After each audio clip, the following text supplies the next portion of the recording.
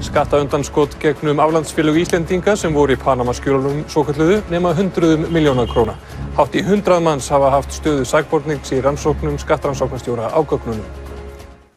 Hátt í 100 manns hafa haft stöðu sakbornings í rannsóknum skattrannsóknarstjóra á aflandsgögnum. 46 stórfelld brot hafa verið send til saksóknara og skattaundanskotin nema hundruðum milljóna króna.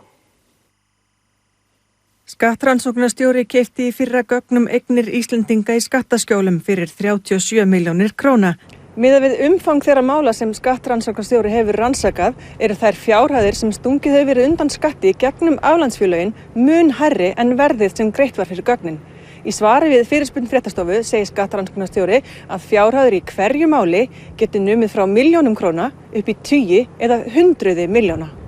500 félög sem tengjast Íslendingum voru í gögnunum sem embættið keypti í fyrra.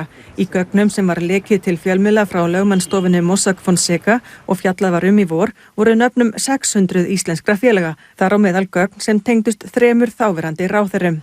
Það er ekki ólöglegt að geyma eignir í aflandsfélögum, en að sögn skattrannsóknarstjóra getur í sumum tilvikum verið ómögulegt að sannreyna upplýsingar skattaskil aflandsfélaga.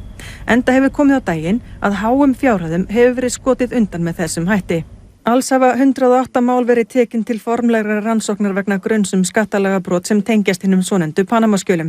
Sum þeirra höfðu áður verið til rannsóknar hjá embættinu, en 34 mál voru tekin til rannsóknar eftir að gögnin voru keypt eða í kjölfar fjölmiðla umfjöllunar í tengslum við Panama-lekann fyrr á þessu ári.